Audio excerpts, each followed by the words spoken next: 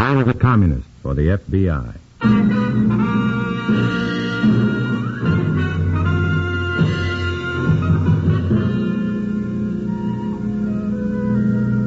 Starring Dana Andrews and an exciting tale of danger and espionage. I was a communist for the FBI.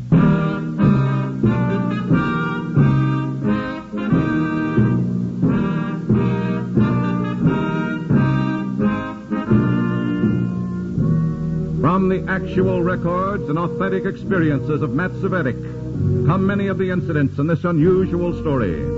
Here is our star, Dana Andrews, as Matt Cvetic, who for 9 fantastic years lived as a communist for the FBI. When two corrupt forces meet head-on, and one of them is communism, the explosion is terrifying, for it sprays disaster in every direction. This is the story of such an explosion, and the tragedy of the innocent bystanders. In a moment, listen to Dana Andrews as Matt Cvetic, Undercover Man.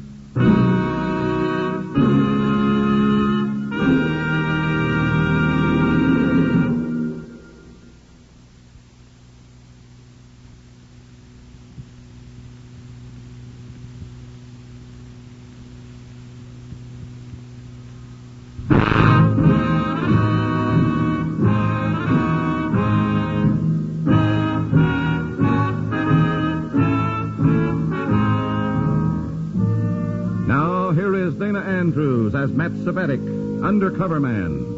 This story from the confidential file is marked Squeeze Play.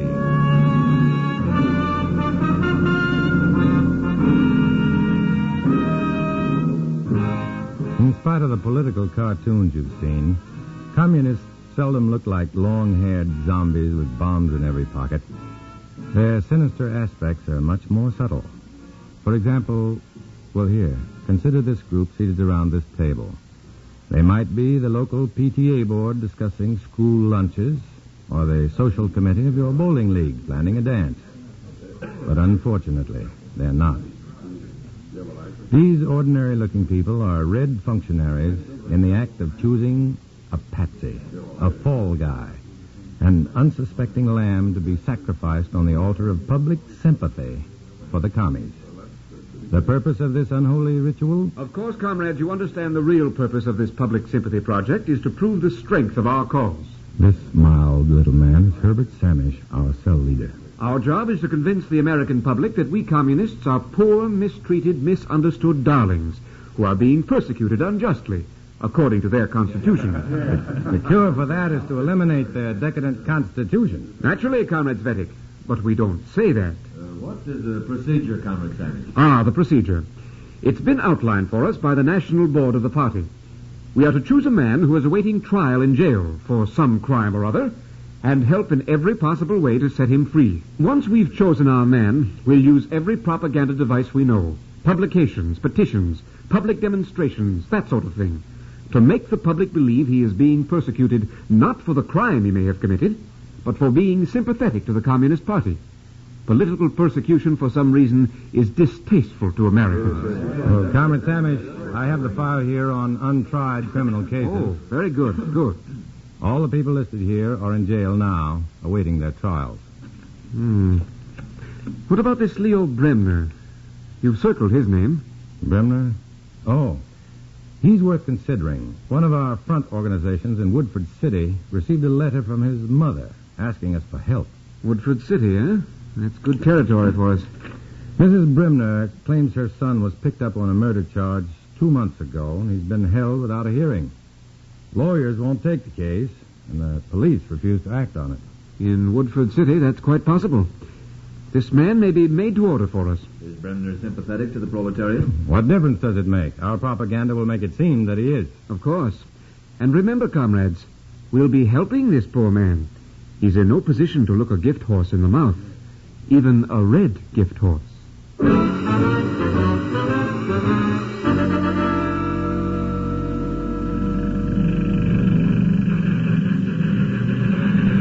These big excavation jobs sure are fun to watch, aren't they?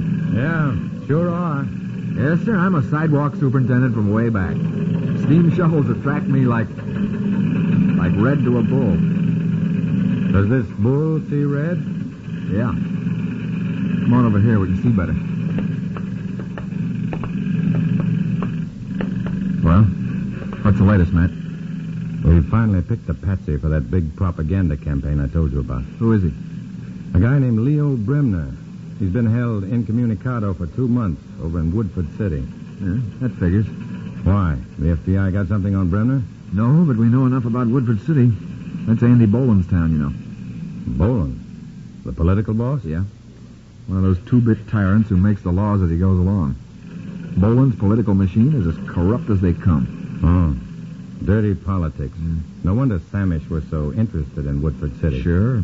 Ready-made propaganda for the commies. Just be thankful there aren't more towns run by characters like Boland. I guess that's why lawyers won't touch Bremner's case. They must be afraid to buck Boland's machine. Be careful of him, Matt. He can make things rough for you and rougher for the Bremner kid. Nice spot for Bremner. Dirty politics on one side and the Reds on the other. Yeah. Just see that you're not caught in the middle with him. The next day, Herbert Samish and I started to prepare the lamb for the sacrifice. We went to visit Leo Bremner's mother in Woodford City. She was a tired, defeated little woman, dulled by a life of hard work, dismal tenement surroundings, and tragedy. I wanted to warn her somehow of the true nature of our plans, but my hints were buried in her desperate, pathetic eagerness for help. Mr. Samish, Mr. Cvetic, I can't tell you what this means to me.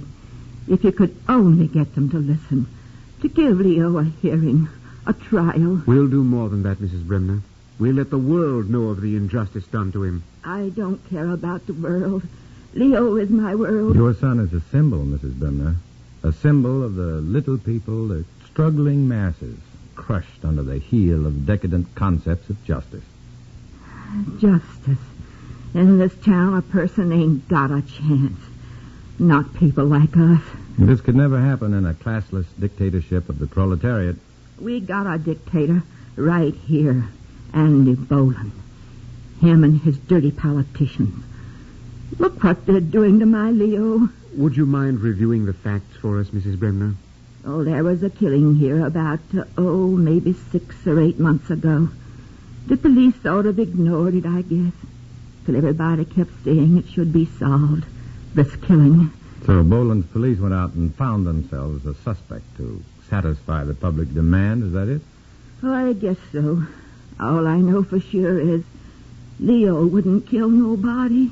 I know he wouldn't. Has he ever been in trouble before? He never had time for trouble. School every night and working in the city hall every day. Reading books and studying. What for? For what? Mrs. Bremner, we'll help your son. We'll do everything we possibly can to help him. I can't pay nothing. Look how we live. We ain't got money to pay lawyers or... We're not interested in money, Mrs. Bremner. No, Mrs. Bremner. We're much more interested in your son. And it wasn't long before everyone was interested in Mrs. Bremner's son. The red propaganda machine buzzed into action, with Herbert Samish in the pilot seat and I as his co-pilot. Have the pamphlets been distributed, Cvetic? Yes, Comrade, we covered the tenement district thoroughly. 300 signatures, all demanding a trial for Bremner.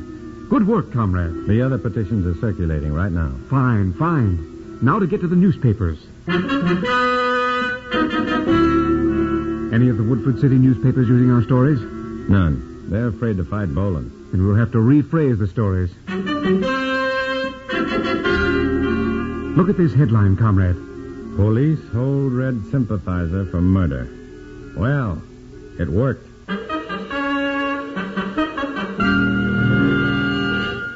It's marvelous. Everyone thinks Bremner is a Red because we're supporting him. Now we can accuse Boland of political persecution. We'd better be careful, Comrade. Boland is bound to strike back. I'm quite prepared for that. Oh, by the way, Cvetic, this message came for you. Oh, thanks. Well, anything wrong? Yes. Just what does this mean? Just what it says. You've been invited to visit Andy Boland. Sort of a command performance, I imagine. But the message is addressed to you. Boland wants to see you, not me. Oh, no, I phoned him and explained that you, not I, were in charge of the Bremner campaign. But that's not so. Of course not. Just a matter of protection, that's all. I don't understand.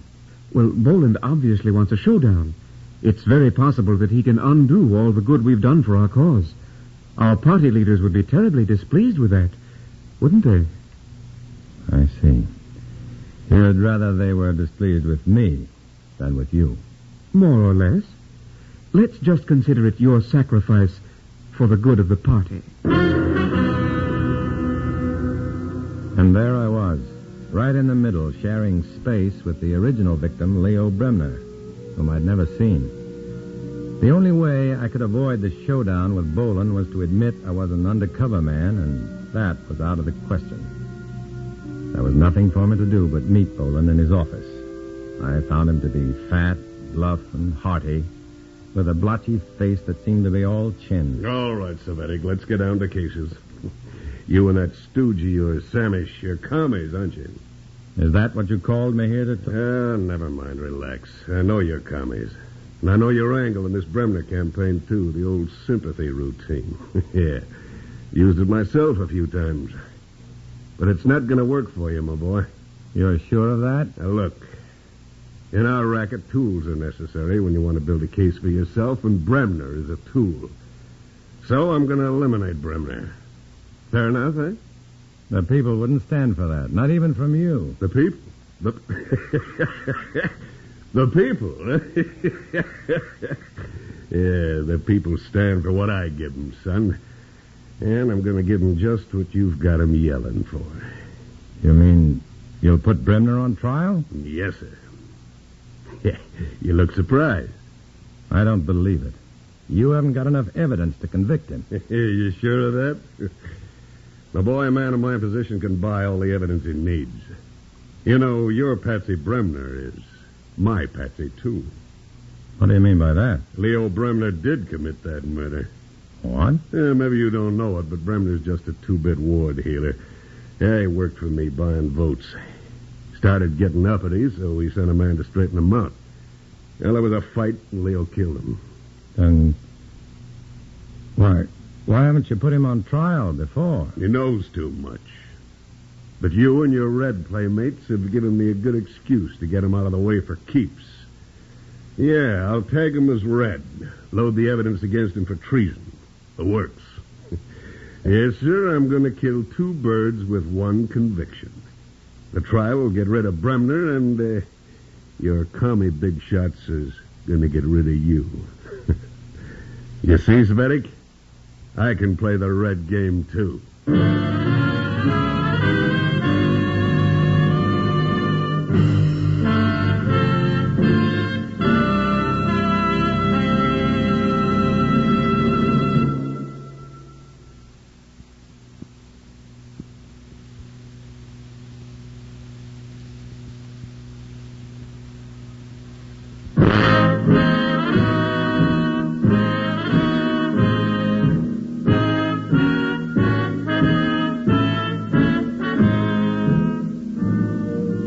Back to Dana Andrews as Matt Cvetic, and I was a communist for the FBI, and the second act of our story.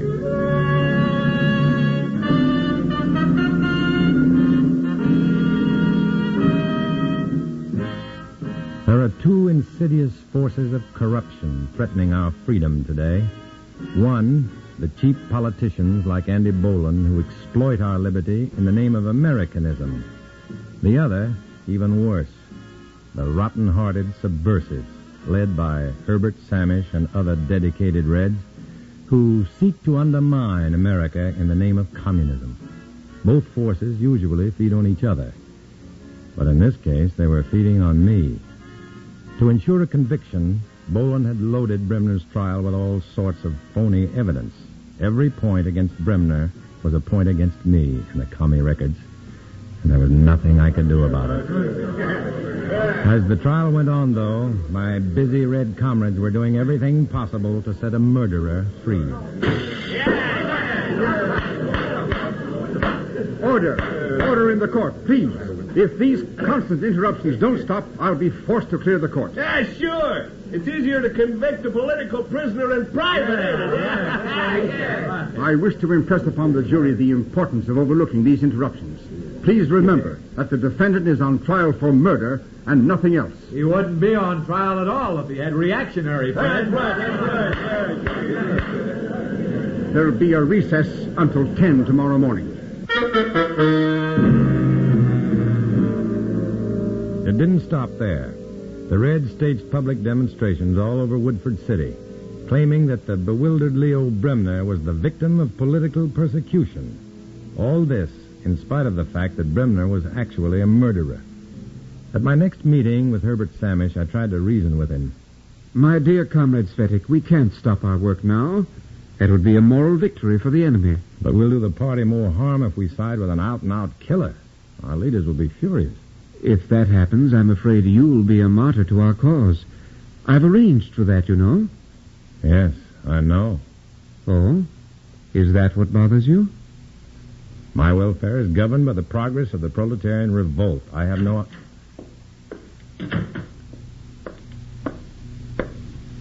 I'm sorry to interrupt. Mrs. Bremner, what brings you here? Oh, I just came to say how grateful I am for everything you've done. Well, that's very nice of you. Nobody else would help me. Only you and your friends. Without you, my Leo would never have got a trial. We appreciate your gratitude, Mrs. Bremner. Well, I just wanted to say thank you. You're very welcome. Is there something else on your mind, Mrs. Bremner? Well, That's all right. Speak up. Well, I came to ask you something. If you please don't mind. Not at all. We want to help, you know.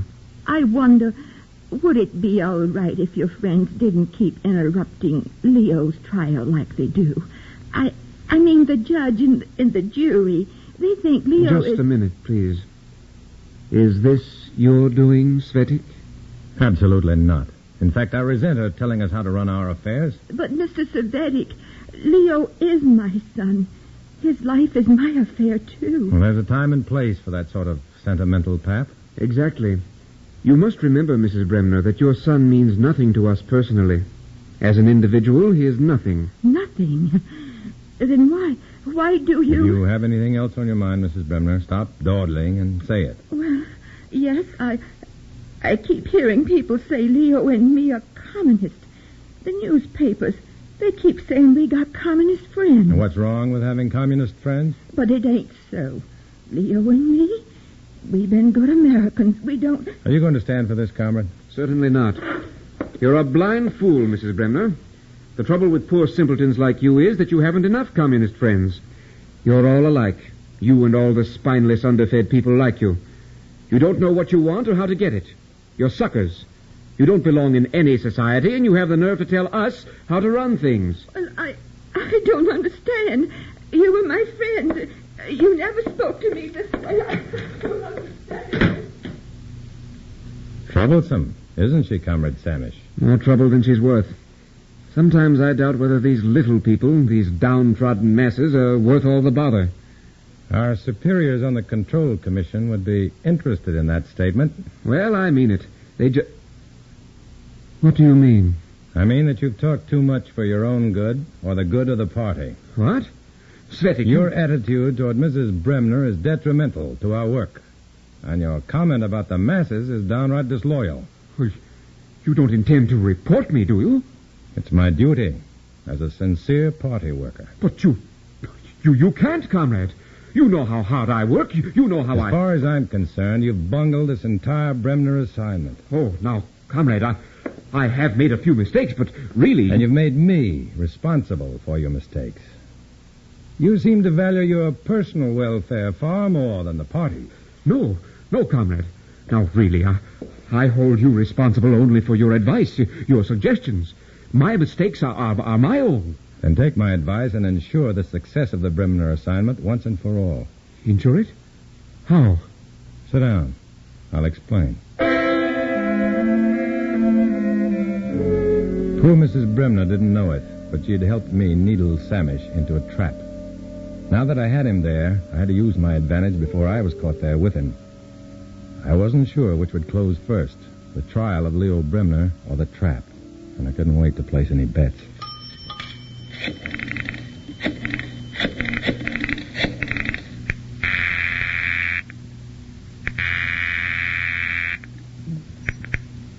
Beaker speaking.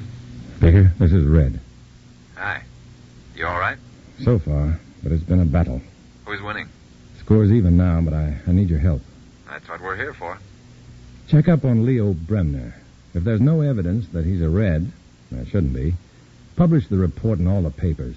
If we get the commie element out of this case, the whole Red plan will fall apart. Yeah. And I'll give Bremner a chance to be tried for the crime he's accused of. Okay. What's your next step? Samish and I are going to bribe the judge. When I suggested bribery to Samish, he was surprised and pleased. He wished he'd thought of it himself.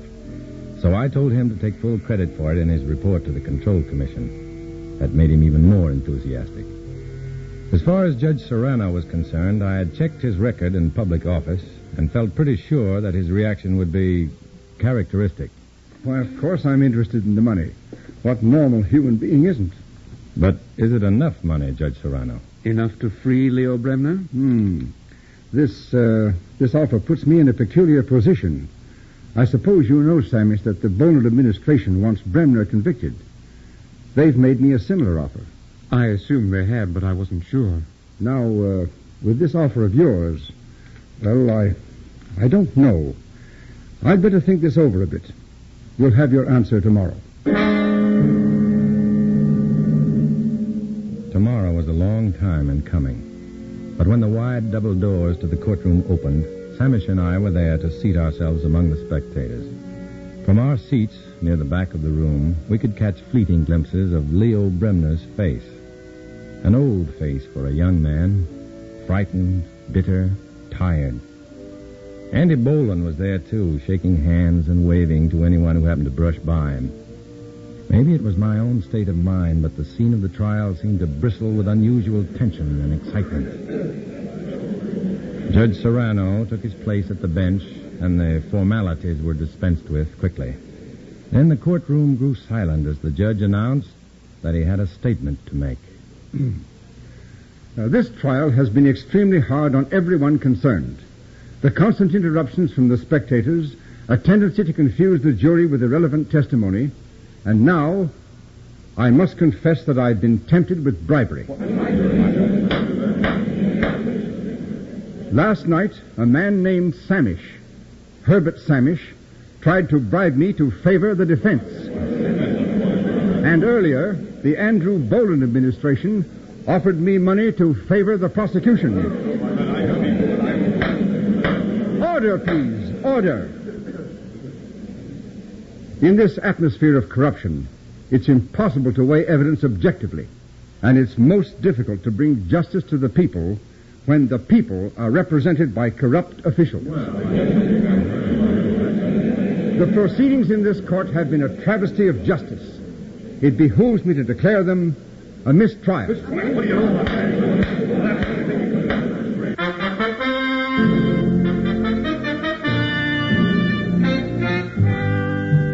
A mistrial. The only honest way to treat this vile, dishonest situation. Judge Serrano, an honest man, had stayed in character just as I'd hoped he would. In all the confusion, I didn't see Comrade Samish leave the courtroom. In fact, I never saw him again. For he was held fully responsible for the downfall of this commie project. As for Andy Boland, he stopped me in the corridor outside the chaotic courtroom. Well, congratulations, Cvetic. Nice work. Why congratulate me, Boland? Yeah, don't kid me. You were behind that job. You got the right kind of mind, kiddo. I'd give you a job with me in a minute, but looks like I'm through. That judge fixed me for keeps. Yes, I guess he did. But I'll be around. Hey, look, I operate pretty much like the commies. Maybe you and me can get together on something else real soon, huh? Maybe, Boland, but I doubt it. Red treachery, dirty politics, and an honest man, and one. As for Leo Bremner, well, the FBI cleared him of the taint of communism, but his second trial, an honest one, convicted him of second-degree murder. The sentence was lenient but just.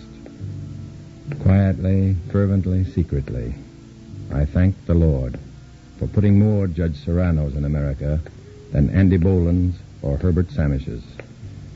And I vowed that until I could walk once more among honest men, I'd prefer to walk alone.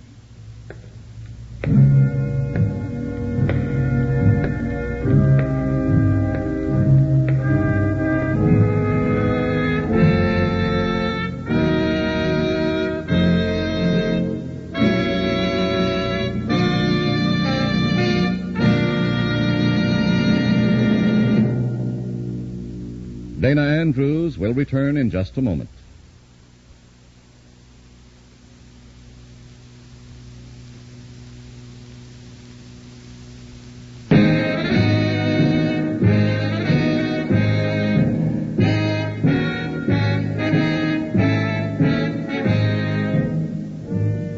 This is Dana Andrews with a reminder that freedom is like a faithful clock. It must be wound and rewound regularly, or it just stops ticking. In the story you just heard, names, dates, and places are fictitious to protect innocent persons. Many of these stories are based on incidents in the life of Matt Cvetic, who worked undercover for the FBI. Next week, another fantastic adventure. Join us then, won't you?